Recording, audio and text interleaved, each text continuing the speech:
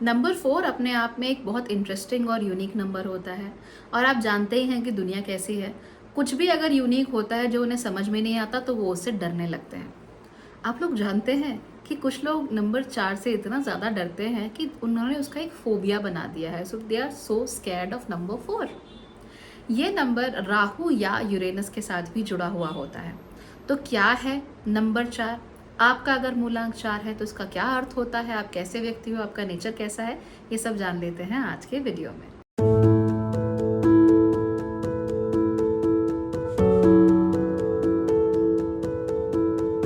Hello my dear kinder spirits, welcome to Bhagyashree holistic lifestyle, जहां पर हम होप, मीनिंग और फुलफिलमेंट अपने जीवन में लाने की कोशिश करते हैं और यूनिवर्सल मैसेजेस को समझने की कोशिश करते हैं। आज के वीडियो में हम बात करने वाले हैं मूलांक नंबर 4 के बारे में। लेकिन इससे पहले कि मैं इसके बारे में बात करूं, I request you all to please subscribe to my channel, क्योंकि अगर आप सब्सक्राइब करेंगे तो ऐसे वीडियोस दूसरे लोगों तक भी पहुंचेंगे और आपके पास भी ऐसे ही बहुत सारे अच्छे beautiful videos about tarot, about divination techniques, about numerology आपको मिलते रहेंगे and I am sure they will be very very helpful to you. So please to subscribe and now let's get started. अगर आपका जन्म किसी भी महीने की 4 तारीख, 13 तारीख, 22 तारीख या 31 तारीख को हुआ है तो फिर आप लोगों का मूलांक 4 होता है। क्यों होता है भाई? 4 तो हमें पहले पता ही है। 13 यानी 1 + 3 दैट इज 4, 22 यानी 2 + 2 that is 4 and 31 again 3 + 1 that is 4। तो अगर आपकी जो बर्थ डेट है उसके नंबर्स को हम ऐड ऑन कर लें, 4, 13, 22 और 31, तो ऐड ऑन करने के बाद हमें इवेंचुअली 4 मिलता है, जिसकी वजह से आपका मूलांक भी 4 ही माना जाता है। 4 मूलांक को जो इंडियन सिस्टम्स हैं वो अक्सर राहु के साथ जोड़कर देखते हैं और जो वेस्टर्न सिस्टम्स हैं वो उसे यूरेनस के साथ जोड़कर देखते हैं। लेकिन ग्रह इन दोनों में से कोई भी जुड़ा हुआ हो, ये बात तो बिल्कुल सच है कि नंबर 4 एक रिलेटिवली अनस्टेबल और अनप्रिडिक्टेबल प्लैनेट और नंबर होता है। इसकी जो अनप्रिडिक्टेबिलिटी होती है वो अक्सर हम लोगों को रेगुलर लाइफ में देखने को नहीं मिलती है। ये आती कभी कभी है, लेकिन जब भी आती है it brings unusual changes to your life, right? So it's not happening all the time. आप ये मत सोचे कि ये लोग लॉयल नहीं है या किसी काम के नहीं है या पल में तोला पल में मासा होते रहते हैं, ऐसा कुछ नहीं है। नॉर्मल लाइफ में पता नहीं लगता, लेकिन कब इनके इमोशंस बाहर निकल जाएं, कब इनके इमोशंस एकदम ड्राई अप हो जाएं, उसके बारे में आप कुछ नहीं कह सकते। अनलेस एंड अनटिल आप इन्हें अच्छे से ऑब्जर्व कर रहे हो तब तक आपको इनके जो स्विंग्स होते हैं, मूड स्विंग्स नहीं कहूँगी, जो उनका अनप्रिडिक्टेबिलिटी है कि कब क्या होगा, वो आपको समझ में तब तक नहीं आएंगे। एज आई सेड, नंबर 4 बहुत ज़्यादा स्टेबल नंबर नहीं होता। जैसे नंबर 1 होता है ना, स्टेबल, वेयर इट इज़, ये है, ऐसा ही है टाइप्स। नंबर 4 ऐसा नहीं होता। नंबर 4 इसका जो एक बहुत डायनेमिक कॉन्सेप्ट है उसको रिप्रेजेंट करता है। ये लोग लॉयल बहुत होते हैं अनडाउटेडली। तो ऐसा नहीं है कि आज आपको आई लव यू बोला और कल 4 को जाके बोल के आ रहे हैं, ऐसा इनका नेचर नहीं होता। They are very fiercely loyal. जो उन्हें पसंद है, ये जिनके हैं, ये उनके ही होकर रहते हैं। ये रिलायबल भी बहुत होते हैं। तो ऐसा भी नहीं है कि आप इन पर भरोसा नहीं कर सकते, आप इनके ऊपर पूरा भरोसा कर सकते हो। लेकिन कई बार या तो उनके मुंह से कोई बात निकल जाती है या इनका इमोशन एकदम फट के बाहर आ जाता है और उस वजह से प्रॉब्लम्स होती हैं। This thing becomes very unpredictable. I knew somebody who was born on the 22nd of August and she was the most unpredictable person I ever met, like the most unpredictable. And I also know somebody who was born on the 31st. तो जो 22nd की मैं आपको बात बता रही हूँ, उसका नेचर ऐसा था that she was wonderful, a very good student, very good one, perfect as a friend, perfect as everything, very focused, very driven, जो कि 4 नंबर वाले लोग होते ही हैं। बहुत ड्रिवन होते हैं, बहुत डायनेमिक भी। लेकिन कब उसे कौन सी बात चुभ जाए, ये 4 नंबर वालों के साथ बहुत होता है कि कब कौन सी बात इन्हें चुभ जाएगी आप नहीं कह सकते। यही बात मैंने 31st जो जिनका जन्म 31st को हुआ है उनमें भी देखा है कि everything is okay, helping everybody, सबके साथ है, सबका भला कर रहे हैं, सबके लिए एक आइडियल परफेक्ट है। बट कौन सी बात चुभ जाए और फिर कितने सालों बाद वो निकल कर आए, आप नहीं कह सकते, और अचानक से आती है। सो ये जो क्वालिटी होती है अचानक से कोई चीज़ करने की, ये यूरेनस की बहुत क्वालिटी से माना जाता है that things happen very quickly, very swiftly and they happen all of a sudden. अचानक से वो चीज़ें हो जाती। एग्जाम्पल लेते हैं, आपको ज़्यादा समझ में आएगा इनका डिफरेंस। तो मान लीजिए आपने मम्मी को बोला कि आज मैं शाम को पनीर खाना चाहती हूँ, okay?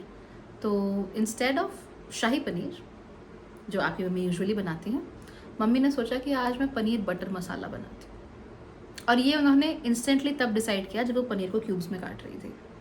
So that is this sudden and Swift change in their mood जो आपको देखने में आता है कि हमेशा से शाही पनीर बना रही थी, but suddenly she felt like no, I make paneer butter masala today. ये है नंबर 4 की अनप्रडिक्टेबिलिटी. तो ये मत समझिए कि पागल लोग हैं, they are not mad people, they are very cool people, they are very amazing people. But इनके दिमाग में कहाँ से इलेक्ट्रिसिटी की तरह कोई आइडिया आ जाए और फिर वो उस आइडिया पे काम कर दें, आप नहीं कह सकते. जैसे कि with number 31, it's like it's in my family actually. So this happened very long ago that नवरात्रे थे, सर्दियों वाले शारदीय नवरात्र. हम लोगों ने अष्टमी के दिन पूजा की. पूजा करने के बाद हम सब लोग प्रसाद खा रहे थे, and immediately she said, let's go to Vaishno Devi. And we were like, okay, let's go to Vaishno Devi. और एक ही दिन में सारी प्लानिंग हो गई. जो और दूसरे लोग हमारे साथ जा रहे थे अलॉन्ग साइड आर फैमिली, उनकी भी प्लानिंग हो गई. पता नहीं कैसे हो गई, बस हो गई. And we just went to Vaishno Devi. Okay, the next morning we left from Vaishno Devi. तो ऐसे ही होता है नंबर 31 के साथ कि आराम से बैठे हैं हम लोग, प्रसाद खा रहे, कहते हैं नहीं बस चलो वैष्णो देवी चलो, हो गया काम है बस. इस तरह की चीज़ें नंबर 4 के साथ बहुत बहुत कॉमन है. और यही वजह है कि ये लोग लाइफ को ना बड़ा इंटरेस्टिंग बना देते हैं. कई बार ये गलत तरीके से भी बाहर आ जाती हैं कि जैसे आप चुपचाप बैठे हुए हो, कुछ भी ना चल रहा हो, आपने उनसे पूछ लिया कि क्या कहते हैं तुमने आज खाना नहीं बनाया, and then this person says to you कि हर बार मैं ही खाना बनाता रहूँ, every time I am cooking food for you. You remember तुमने 5 साल पहले खाना बनाया था, and you are like wow what did I do to get all this. तो लाइफ इससे बड़ी इंटरेस्टिंग हो जाती है. If you looking for some interesting drama in your life, theatrics, तो आपको नंबर 4 वाले लोगों के साथ ज़रूर रहना चाहिए, because they bring the theatrics to your life. But हाँ, in general they are nice, great, amazing, very reliable people. You can actually rely on them. They are very loyal despite their unpredictabilities. Actually ये लोग बहुत भरोसेमंद तो हैं ही हैं, लेकिन इनका जो जीवन का मकसद होता है that is to be of service to others. ये दूसरों की सर्विस करना चाहते हैं, दूसरों के काम आना चाहते हैं बेसिकली. अगर आप 4 नंबर वालों को देखोगे कस्टमर फेसिंग जॉब्स में, they are incredibly like amazing. वो आपकी मदद करेंगे, कोई इशू आ रहा है तो उसे ढंग से सॉल्व कर देंगे. ऐसे लोग, आपको भी कई बार कुछ इशू हुआ होगा, मान लीजिए सुपरमार्केट कहीं गए हो, वहाँ 1-2 प्रोडक्ट ऊपर नीचे हो गया, या मान लो वहाँ कोई ऑफर चल रहा था कि 5,000 की खरीद पे 1,000 रुपये की छूट, और आपका जो टोटल था इट इज़ 4,925, 4,925. वहाँ बहुत अच्छी सी प्यारी सी स्टोर क्लर्क खड़ी थी. उसने आपसे कहा कि व्हाट, आप 5,000 रुपये पर आपको यहाँ छूट मिल सकती है, बट आपको 75 रुपीज़ का सामान और लेना पड़ेगा. अब आप लाइन में खड़े हो, आपके पीछे इतनी लंबी लाइन और है, क्या किया जाए. And she helps you out. She is like what, there is this one thing, if you need it I can add it, और आपको 1,000 रुपये ऑफ हो जाएंगे. आप भी खुश हो, like wow she is so helpful, she is help me so much. या आप कुछ रिटर्न कराने गए, वहाँ पे उसने आपको बहुत हेल्प किया, समझी आपकी बात कि हाँ भाई मुसीबत में हो, या परेशानी हुई है, साइज़ फिट नहीं आया, वट एवर. ऐसी चीज़ें आपको अक्सर people who are in the service industry, उनके एग्जाम्पल इसलिए दे रही हूँ because they do come across as unusually helpful at times. So sometimes there are teachers who really understand the children. उनको अच्छे से समझ में आता है कि बच्चे की प्रॉब्लम है क्या, राइट? कि वो पढ़ाई इसलिए नहीं कर रहा है कि घर से परेशान है, समझ में आता है उन लोगों को. So they just know, they want to help you, they want to assist you, they want to do everything possible within their means to be of use to you. In fact, उनकी जो love language है that is act of service, right? So they, if they like you, if they love you, so they won't come and tell you कि what, I love you so much. Instead, they would do things for you. That आप कभी उठे, आप दिख रहे हो, आपकी शक्ल देख के लग रहा है कि इसके बस की नहीं है आज खाना पकाना, and that person also comes in and he is like, no, you rest, I will make it. Even though he is also tired, but he is like, no, you rest, I will make it. So ये एक understanding, that act of love, that act of service, that act of helping the other person out, ये इनकी love language है. खैर love language पर अगर आपको video चाहिए, do let me know, because it's a very interesting thing, trust me. And when I notice people doing stuff, I actually realize that it is so true. love languages, they are amazing. So if you want a video on that, do let me know. सबसे अच्छी बात number 4 के बारे में, जितनी बड़ी मुसीबत होगी ये उतना ही अच्छा शाइन करते हैं। यानी कि मुसीबतों से घबराने वाले, डरने वाले ये लोग बिल्कुल भी नहीं होते। जितनी बड़ी मुसीबत होती है ये उतना ही ज़्यादा फोर्स के साथ, उतना ही ज़्यादा ज़ील दिखा के उस मुसीबत को अपने से दूर भगा देते हैं। ये लोग कभी रोने वाले नहीं होते, ये लोग कभी मलाल करने वाले नहीं होते। If something comes to them they will grab it, बिल्कुल गले से पकड़ के अपनी ज़िंदगी से बाहर फेंक देते हैं। और जितनी बड़ी मुसीबत आएगी ये अपने आप को उतना ही ज़्यादा बड़ा कर लेंगे। अंदर से हो सकता है डर रहे हो, जैसे यूजुअली डरने लगता नहीं है, घबराते नहीं हैं ये लोग तो, लेकिन अगर फिर भी अंदर से डर रहे हो तो भी बाहर से या अपने बिहेवियर में उसके आने नहीं देते और हमेशा यही कोशिश करते हैं कि चैलेंजेस से लड़ा जाए। तो चैलेंजेस से घबराते ये लोग कभी नहीं हैं। That's very important thing to note about them. तो मैंने आपको बताया ना 22 नंबर वाली लड़की जिसकी मैं बात कर रही हूँ, अनप्रिडिक्टेबिलिटी है, कब किस बात पे रो जाए कुछ नहीं कह सकते। The last time I saw her crying, which made me shocked like crazy, was because one of her acquaintances had a similar crush as her, and she started crying for like 1 hour. वो 2 हफ्ते तो उससे आराम से बात करती रही, 2 हफ्ते बाद उसका सब्र का बांध टूट गया and she started crying without any triggers. तो ये प्रॉब्लम है यहाँ पर, but again very reliable people, very good people, very nice people. ये लोग बहुत हार्डवर्किंग होते हैं, वर्कaholic की हद तक हार्डवर्किंग ये लोग हो सकते हैं। So they like to work, they like to be of service, इस तरह का इनका नेचर होता है। और इनका जो आउटलुक होता है दुनिया को लेकर वो बहुत पॉजिटिव होता है। So they are unusually optimistic. दुनिया को ये हमेशा एक रोज़ कलर्ड ग्लासेस से देखते रहते हैं, यानी गुलाबी चश्मे से ये लोग देखते रहते हैं। ये अक्सर इनके लिए अच्छा भी होता है, क्योंकि जब मुसीबत आती है तब ये अपने गुलाबी चश्मे को हटाते नहीं है। इसका मतलब कि वो तब भी पूरे अंधेरे में भी कहीं ना कहीं होप को देख सकते हैं, लेकिन अक्सर इनके चश्मे कुछ ज़्यादा ही गुलाबी हो जाते हैं, जिस वजह से ये चीज़ों में जो एक्चुअल प्रॉब्लम है ना उसे नोट नहीं कर पाते हैं, और इस वजह से ये लोग दूसरों के द्वारा ठगे जा सकते हैं, है ना।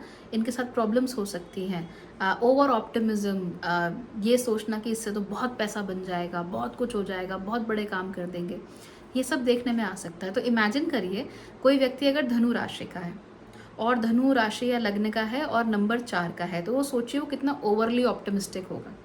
धनु राशि और लग्न में मैंने ऐसी बात क्यों कही, वो जाके आप मेरे पहले चैनल भाग्यश्री होलिस्टिक एस्ट्रोलॉजी में देखिए। मैंने आपको एग्जैक्टली यही चीज़ बताई है कि धनु राशि वाले लोग का भी नेचर ऐसा ही होता है।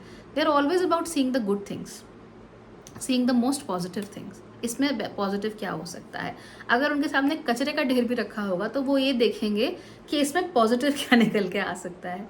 दे विल लाइक ओके, कचरे में से हमें ये एक पुरानी टूटी हुई कुर्सी मिली है, इसको बेच कर हमें बड़ा पैसा मिल जाएगा बिकॉज कुर्सी बड़ी एंटीक है। So this is their nature actually.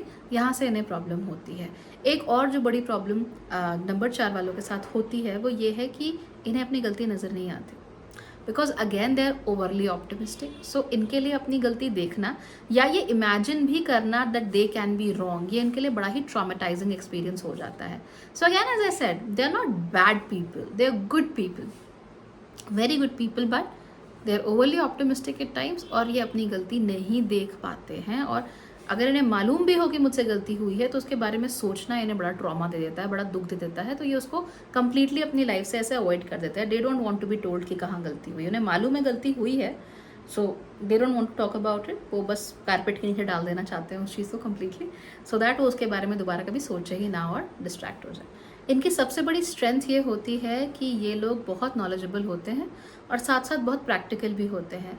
ये इमोशंस को, अपनी जजमेंट को क्लाउड नहीं करने देते, इसीलिए अगर ये जज बनते हैं तो बहुत अच्छे बनते हैं। इमोशन के बेसिस पर ये कभी भी कोई भी जजमेंट नहीं देते। तो हाँ, ये बात अलग है कि आप इन्हें सब्ज़बाग दिखा सकते हो, सब्ज़बाग में इनके इमोशंस नहीं इन्वॉल्व, इनका बस जो ऑप्टिमिस्टिक नज़रिया है वो इन्वॉल्व होता है। अपने इमोशंस को ये समझते हैं और उन्हें दबा कर रखते हैं अक्सर, और इमोशंस को कभी भी अपनी डेली लाइफ को अफेक्ट नहीं करने देते। They are very very practical about it. Okay, सबसे प्रैक्टिकल चीज़ करते हैं। नॉलेज भी इनके अंदर काफ़ी अच्छी खासी होती है। इनके अंदर जस्टिस और जजमेंट, इन दोनों का ही बहुत अच्छा सेंस होता है। सो अगर आपको सही राय लेनी है, बहुत ही बैलेंस्ड राय लेनी है कि भाई what is right, you go to a person जो नंबर 4 मूलांक वाला व्यक्ति है, वो आपको जजमेंट बहुत अच्छी देगा, what is right and what is wrong. क्योंकि ये वर्कोहॉलिक्स भी होते हैं और आइडिया ऑफ परफेक्शन बड़ा बैठा होता है इनके दिमाग में। ये जो भी करें उसे परफेक्ट बनाना चाहते हैं, बेस्ट बनाना चाहते हैं, इसीलिए ये बार बार अपने उस जो उन्होंने काम किया होता है उसमें चेंजेस करते रहते हैं ताकि अपने परफेक्शन के उस आइडिया को फिट कर सकें। जो दूसरे लोग जो उनके साथ काम कर रहे होते हैं वो बड़े परेशान होते हैं, वो सोचते हैं कि यार बार बार चेंज क्यों हो रहा है, ये कैसा फिल्म डायरेक्टर है जो हर थोड़ी देर में कह रहा है कि एंगल चेंज करो। लेकिन उनके आइडिया ऑफ परफेक्शन को वो चीज़ नहीं सूट करती, इसलिए उन्हें बार बार रीटेक्स चाहिए, बार बार उन्हें वो चीज़ को दोबारा से रिपीट करना है, देखना है कि बेस्ट क्या निकल के आ सकता है। So that is also one of their qualities. हाँ, ये ज़रूर बात है कि जब ये लोग बदलते हैं, क्योंकि बदलते बड़े सडनली हैं, okay, they just change suddenly. तो जब भी इनके अंदर सडन चेंज होता है तो ये उम्मीद करने लगते हैं that the world should also change with them, दुनिया को भी इनके साथ चेंज होना चाहिए। वो नहीं होता, अक्सर नहीं होता। और नंबर 4 वालों में दुनिया को चेंज करने की बड़ी ललक होती है, they want to change the entire world. जैसे मान लीजिए आपको स्पिरिचुअल अवेकनिंग हो गई है तो आप चाहते हैं कि सबकी हो जाए, सबकी तो नहीं हो सकती, होगी तो आपके कहने से तो नहीं होगी, वो तो अपने समय पर होगी। So you know things won't go according to you all the time. तो इसको लेकर इनके जो आसपास के लोग होते हैं वहाँ पर थोड़ा कंटेंशन ज़रूर हो सकता है इन लोगों के साथ। देन परफेक्शन को लेकर ये बड़े क्या कहते हैं, फोकस्ड रहते हैं, they want things to be perfect. और उसकी वजह से क्या होता है कि जो अच्छा है ना ये उसे एक्सेप्ट नहीं कर पाते। अब अगर आप काम कर रहे हो, आप मूर्ति बना रहे हो, तो परफेक्शन में आप लगे हुए हो उसको अच्छे से अच्छा करने में, तो दिक्कत क्या हो रही है, समय निकला जा रहा है, तो you are not able to give your best on deadlines. दूसरी बात यह है कि अगर आपने वो चीज़ आपके विजन के अनुसार नहीं हुई, तो आपने उसको बनाया भी डेडलाइन के अनुसार, तो भी आपका मन नहीं मानता, तो आपको सेटिस्फैक्शन नहीं होती। यही चीज़ कई बार आपकी रिलेशनशिप में भी सीप इन कर जाती है, that you want the best, you want the most perfect, you want you know आपको क्या मिल सकता है, इससे अच्छा क्या हो सकता है। इसकी वजह से क्या होता है कि रिलेशनशिप को भी आप एक मैथमेटिकल इक्वेशन की तरह सॉल्व करना शुरू कर देते हो, और वहाँ पर सामने वाला व्यक्ति ज़रूरी नहीं है कि आपके साथ 100% इन्वॉल्व हो, क्योंकि आप उसे एक बहुत कोल्ड प्रैक्टिकल नज़रिए से देख रहे हो, सामने वाला इमोशनल वार्म नज़रिए से देख रहा है।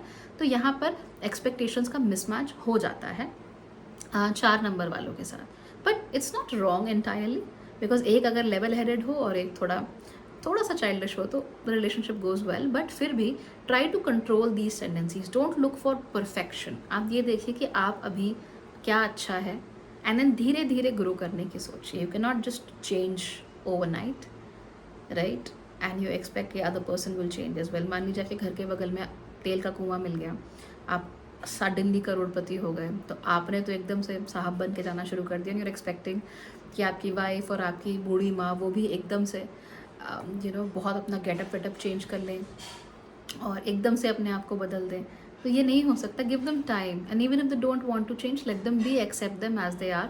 डोंट फील लाइक कि आपके परफेक्शन के आइडिया में कुछ दिक्कत हो रही है, ठीक। 4 नंबर वाले कुछ भी कहें, लेकिन 1 नंबर वालों से भी ज़्यादा ईगो उन लोगों के अंदर होता है, और अपने ईगो के ऊपर ये ज़रा सी भी चोट बर्दाश्त नहीं कर सकते हैं। So try not to hurt their egos, right. दूसरी एक और चीज़ इनके अंदर ये रहती है कि जिनसे ये प्यार करते हैं, वैसे तो ये अपने इमोशंस को अपने ज़िंदगी में आड़े आने नहीं देते हैं, लेकिन जिनसे भी ये प्यार करते हैं उन्हें फिर ये हद से ज़्यादा प्यार करते हैं। They literally go all out with their love, मतलब दुनिया भर का प्यार ये सामने वाले व्यक्ति के ऊपर बाल्टियों से नहीं, बड़े बड़े टब से उड़ेल देना चाहते हैं, which is good at times. पर कई बार ये दूसरे लोगों को डरा भी सकता है कि उन्हें समझ नहीं आता कि oh my god, how do I respond. जैसे कि आप 2 डेट्स पर गए, उसके बाद लड़की का बर्थडे है और आपने उसे सडनली डायमंड रिंग दे दी। अब वो तो परेशान हो ही जाएगी कि भाई डायमंड रिंग का मैं क्या करूँ, ये क्या प्रपोज कर रहा है या क्या कर रहा है। आपने कहा कि नहीं, प्रपोजल नहीं है, इट्स जस्ट अ गिफ्ट। अगले 2 महीने बाद जब आपका बर्थडे आएगा तो वो बेचारी घबरा जाएगी, क्योंकि आपने तो डायमंड रिंग दे रखी है, and she doesn't know what exactly will be equivalent to a diamond ring. Again you see the issue here. आपको आई होप वो एक्सपेक्टेशन का मिसमैच समझ में आ रहा है। आपकी तरफ से गलती नहीं है, आप अपनी तरफ से बेस्ट कर रहे हो, बट एक्सपेक्टेशंस इतनी मिसमैच हो जाती हैं कि दिक्कत होती है। बिकॉज आप एकदम जैसे बांध खोल देते हैं ना, ठीक वैसे ही है कि अभी तक तो भावनाओं पे बांध था, और अब जब बांध टूटा तो ऐसा टूटा कि गाँव के गाँव बहा दिए। तो ऐसा हो जाता है नंबर 4 वालों के साथ। ओवरऑल नंबर 4 वाले लोगों को ज़िंदगी में प्यार और इसके साथ साथ रिस्पेक्ट बहुत ज़्यादा चाहिए होती है। दे थ्राइव फॉर रिस्पेक्ट। आप लोग हमेशा ही हार्ड वर्किंग होते हो, वर्कaholics भी होते हो, लेकिन आपका वर्क एथिक जो है उसकी वजह से लोग आपके फ़ैन हो जाते हैं, because you are truly great amazing people. आप लोग के अंदर इमोशंस बहुत सारे होते हैं।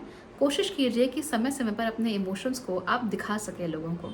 वर्बली भी कभी बोलने की कोशिश कीजिए, कभी अपनी जो भावनाएं हैं उन्हें मुँह से बोलने की भी कोशिश कीजिए। हर बार एक्ट्स ऑफ सर्विस मत कीजिए, try to speak also sometimes. इससे क्या होता है कि सामने वाला व्यक्ति समझ पाता है कि आप कहना क्या चाहते हो। वो अलग बात है कि आपने उनके लिए खाना बना दिया, उनके कपड़े रेडी कर दिए, सब कुछ कर दिया, पर कई बार बोलना भी बहुत ज़रूरी होता है, कुछ शब्द भी बहुत ज़रूरी होते हैं। Do not just stand there like furniture, है ना? Speak out whenever it is possible. Since you are that amazing people, आपके लिए बहुत ज़रूरी है to guard your heart, always guard your heart and make sure that you are not getting unnecessarily involve in dramas. Drama में involve होना, खासतौर पे emotional drama पे इन्वॉल्व होना, आप लोगों का दिमाग ख़राब करके रख देगा। तो उस जगह तो आपको जाने की बिल्कुल ज़रूरत नहीं है।